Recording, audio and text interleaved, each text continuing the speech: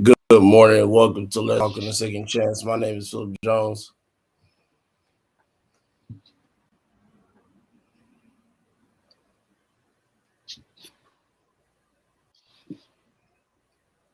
You can hear me?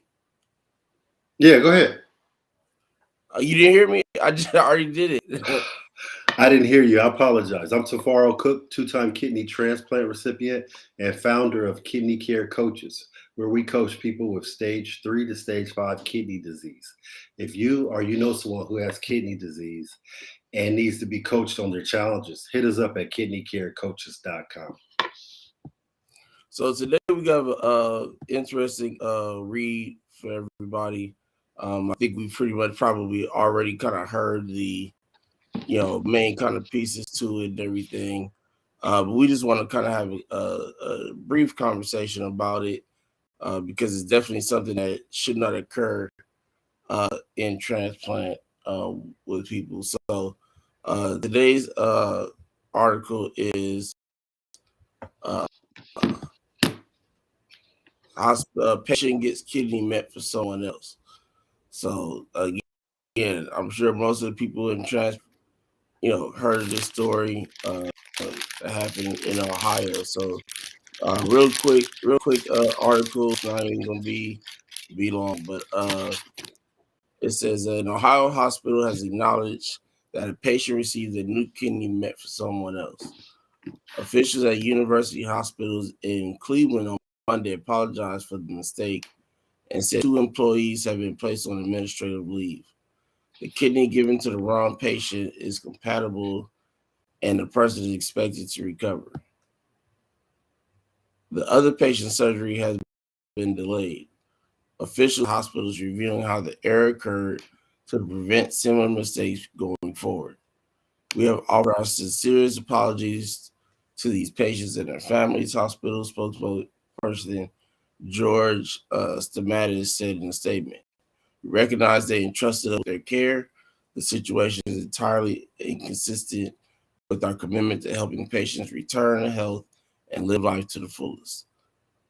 It says the hospital has not notified UNOS, which manages the national transplant system. So, Mr. Cook, what's your thoughts on that? This is really wild because the reason why I say that is, I've had two kidney transplants, and I can distinctly remember every time I've got a transplant, them asking your name over and over. Even the band on your arm, they ask you so many times, you start knowing the numbers. They check your numbers, for the medications. Is this correct? Tell me if this is correct. They go through that. I remember at John Hopkins, I was getting my transplant, and National Geographic was filming me at the time. And what's crazy is the guy from National Geographic said, I don't know how many times they're gonna ask you, your name and everything. And mind you, you've been here for 2 months already. You Right. would you would think they know who you are and stuff like that. And the lady was like, we just have to quantify that this is him. We have to ask over and over and over. So when I hear about this kind of situation, and I'm like, wow. I mean, how did this happen? Did somebody drop the ball, or did somebody meant for this to happen?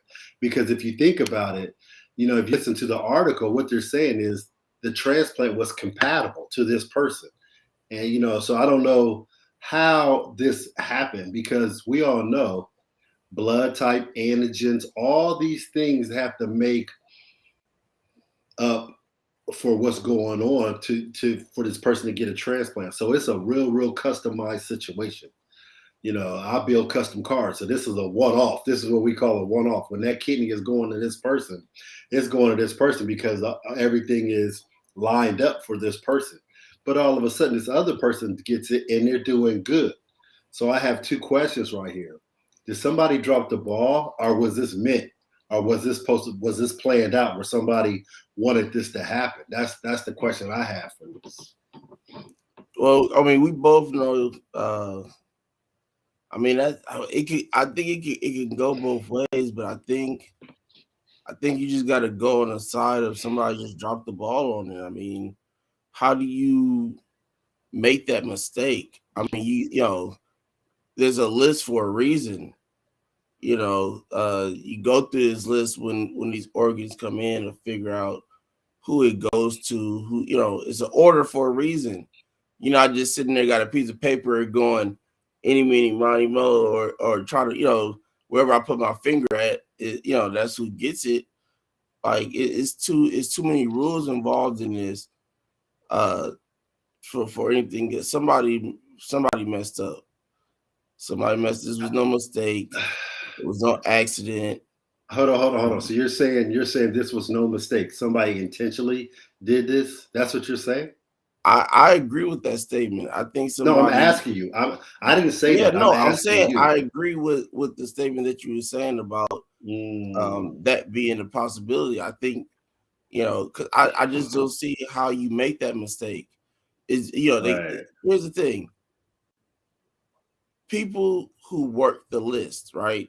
Transplant coordinators, physicians, things like people like that in transplant, right?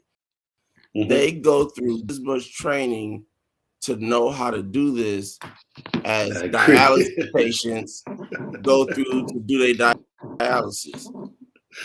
So so let me compare it this way that I said that, right?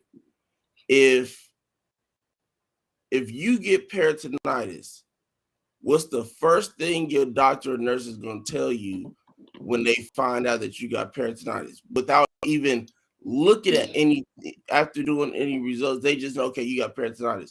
First thing they'll say is you messed up. You wasn't cleaning it well. You wasn't washing your hands. You wasn't doing this. It's going to immediately fall on you before they even find. I got peritonitis 3 times, and every time I keep it real, it was well, the one time I was in the hospital wasn't my fault, but the Mm, two other times were me rushing doing my manual dialysis. But I'm sorry. Go ahead. I no, apologize. you Go ahead. good. But my point that I'm making is that it just is it's just the first thing that kind of comes to mind. It makes sense, right? I mean, um, I was gonna give another example. Are you saying Oh, are you rejection. pertaining are you, let me ask you a question real quick. Mm. Are you pertaining to like they always accuse you of messing up, so we're accusing them messing up, or what are you I pertaining think to? it falls under the same umbrella. I think it all falls under the same umbrella. When you look at it, you just what else could there have been? I mean, granted, in that situation, there are the ways that can happen, okay, because I've caught peritonitis myself, but they've always done tests and come back to me like, okay, yeah, what your fault. I try to keep myself as clean and stuff as possible. I even just literally I'm redoing my room at this current moment. I just put this whole goddamn desk up and I'm taking stuff out and cleaning stuff up. So, but it's I for this situation, I don't see there being an alternative really. I mean, if it is, then it is, and I have no problem with apologizing with my statement or my accusation. But I mean, when you think about it, it's like how could anything else have happened? I mean, Again, I have go ahead. I have to. I don't. I have to kind of agree with you on that, and I want to say somebody just dropped the ball, but again, man, I have been in this, waiting room, waiting to get transplanted. Get there 4 o'clock in the morning, everything, and they are simply asking you so many questions about what's going on, and talking to you during this whole time. I'm talking about before they put you on the gurney, and when they got you on the gurney. What's your name? My name is Tafaro Cook. Where do you live? I live at XYZ. This. They over ask you all the time. Who is your donor? They ask you that too. They ask you, Yeah, because right. If you get a living donor, yeah, right. Every situation I had a living donor. So they're like, who is your donor? Where is she from? Blah, blah, blah. They're asking you these questions over and over and over. And I mean, that's how they do it. So I don't know where they dropped the ball at. Like I said, there's only two explanations for this: whether they literally dropped the ball or they literally wanted this person to get this transplant and they're just taking the L because it says 2 administrators are on leave right now, where it's a possibility they could lose their jobs and everything. But Phil, let me ask you this real quick, and you tell me what you think about this. What's the chances of this transplant lining up with this person that nobody knew that all of a sudden gets this transplant? Or was it, you know what I'm saying? What's the chances of this lining up like that? Like, oh, this person is fine now. He just got this kidney, but it was the wrong person. What's the chances of that? Probably 1 out of 100. It's and that's really what's kind of making me think that it was something intentional. Because we just went over every kind of the rigorous steps you take when you go when you go in for a transplant, all the questioning, and you feel like you're in interrogation. Sometimes you be sitting there Exactly. trying to get an IV and they still asking you questions. You like, man, please leave me alone. But here's the other thing to this is that before you even get to the hospital, they have to call you. They have to call you. So that means that they have to go through every piece of information a part of that person to make sure that this is the right person to call. They got to see where they placed that, the name, blood type, all that stuff like that. So I don't see, I don't see how that can be a mistake when you have to literally call the person. It's different if they like, something happened and you put in the computer, oh, we have this kidney is B positive and all this information, and they send like an alert, like you at Red Lobster, they get a little beeping thing when your table ready or something like that, right? And they do have those out there actually for certain transplant people who are in that position, but it's I'm I don't understand how something like this can happen, bro. It's just it had to be intentional. And now again, I'm a man. If we come back to this and we see it was, they got proof it was an accident, and show XYZ happened, I don't have no problem with apologizing for my statements. But as of right now, I just think it was something intentional. My thing would have been I would have had if I was the hospital or the transport, police is on point immediately because the first thing I'm going to say is check financials. That's all I got to say. That's the only reason somebody would do something like that is that they got paid for it. Ooh, wow. And the pay you're talking about is what we call black market pay. Mm-hmm. That's that underground world. And there is an underground world of people getting organs. You know what I'm talking about? And not just in foreign countries. There's been proof that, there's an underworld where people are getting, organs in America as well on the black market, where to the point where I read a book back in the day. It was a gentleman who was like a drug dealer, but he wasn't a drug dealer. He was an organ dealer. He was getting organs, doing swapping organs for money and all kinds of stuff, and they were doing things like that. So these things do happen, and this is not the first time this has happened, Phil. There's been other situations where people have mistakenly gotten kidneys and stuff, and I don't know what to say about this.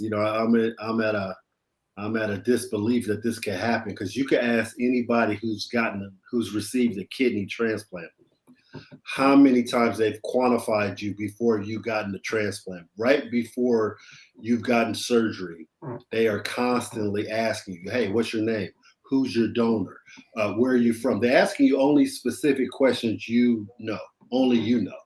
You know what's And for crazy? Oh, this, I'm sorry. Go ahead, Mr. Cook. Go ahead. I'm no, sorry. go ahead. I'm listening. Go ahead. No, I was gonna say you mentioned that, right? And what just popped into my head is they even ask you this before they put you to sleep. They even ask you before they put you to sleep. You're right. You laying in the OR, and they're just, all the nurses are waiting to push all this go to sleep medication, and you put the mask on, and they going through questioning. They go through the checklist. They go through your checklist. They go through their checklist, and they That's even it. ask you these questions. What's your name? Like you said, where you from? Where's your donor from? Who you getting it from? Where they from? What's your blood type? This and that. They ask you this before they even put you to sleep to cut you open. If they could That's it. ask you while you were asleep, they probably would ask you. They ask you this though, when you're have a living donor, they go, "Who is your donor? And what's your donor's name?" They ask you even those kind of questions like that.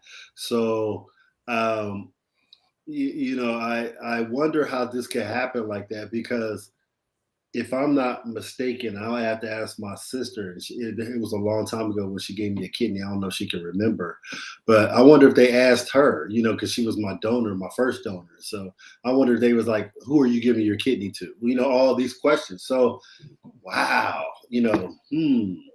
I can't say, but I'm a side with you on this, man. I have to say that I think it sounded like it could have been planned to give this kidney because again the only challenge I have with that too is getting these kidneys are so customized to this specific person, especially in my situation where I had to do so much plasma for phoresis and everything, and and all kinds of stuff. So they knew, I had, who I was. I was in hospital two months before, getting all kinds of stuff. Again, man, this was a custom situation.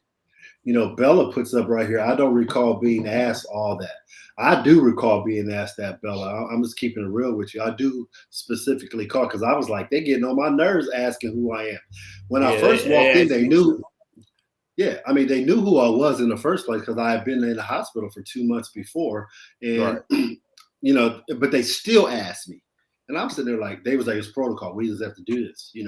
And hey, so I have to side with you on this, Phil, till we hear otherwise. I think this might have been a planned mess up because of the simple fact the person gets the kidney and the person's doing fine, they have to do again, they have to go through your blood type, the antigens, all kinds of situations, for this customized kidney to be put into any type of individual. And for it to go into the wrong person and still work great, mm, that's a red flag right there. right, exactly. And you know, Bella, you probably. I mean, we all got those ooey drugs before going in, but um, if they did, you would have remembered. So they probably didn't ask you for whichever reason, I remember because them they asking me. they have to ask you before giving you the medication because of those reasons. And then and then they don't, put, they put just enough to make you feel comfortable, but for you to still be logic, being able to think and stuff like that. Because again, they ask you those same questions again when you get when they move you over to the table. They ask you what's your name, what's your birthday, where you from. Like you said, if it's a living donor, who's your donor, where they're from, blood type, things of that nature like that. Until they decide to say, count backwards from 10, and then that's when it's lights out at that point. So I'm sure that they did. They probably did. And again, I know you've had your transplant for a while as well. So She's had her transplant for 17 years. And she yeah, also says right there, Bella says, I would think different states have different protocols. And I agree with that, Bella, but I still think they overqualify and quantify who that person right, is. And I'm talking about every hospital is like who you're getting your kidney from, if it's a living donor, and they might ask that donor also she said, "All I remember is the count. Yeah, the 5, 4, 3, 2. Well, yeah, I get that, but still, I do remember them even before getting the transplant. Them asking me consistently, "Who's my donor?" and "Who am I getting the kidney from?" All these right, questions, and it was over and over. And again, National Geographic was documenting my transplant, and the cameraman had even asked me. He's like, "Dad, they keep on asking you that over and over." That's why I know I remember right. specifically them asking me. So somebody either dropped the ball, but I'd love to hear some more information on this follow up and what they found out in their investigation. Yeah, they should have so it should be some extras out there by this point. Uh I mean that came out in I think it said July of last year. So excuse me. Either something should be out or should be coming out soon about that. Because I know there's an investigation going on. Like they said, the two people on administrative leave, so they have to be doing excuse me a investigation. So, but yeah, we'll definitely come back to that. Once we find out some more information on that subject, because it's definitely something that needs to be talked about. Because those are mistakes that can't happen. Uh, in trust. I mean, there should be no mistakes, period. But that's uh, wrong patient uh, mistakes should definitely not happen. So, excuse me, uh, dang hiccups. But see what these last two comments said. Let's see, we can jump off of here. It's Bill says that is strange to consistently keep asking. I will like just roll me in and give me my kidney. Well, you can't do that because again, you fall into this situation. What if they're not sure who you are? I mean, you as a patient, you just want to hurry up and get your that kidney, but uh, they have to make sure that every I is dotted, every T is crossed before going in here. So uh, let's click just jumped off. And then Dwelling says verification is key along with constant communication and documentation. If it wasn't documented, it wasn't done. True. Yeah, if I don't see it, I don't believe it. I agree with that statement 100%.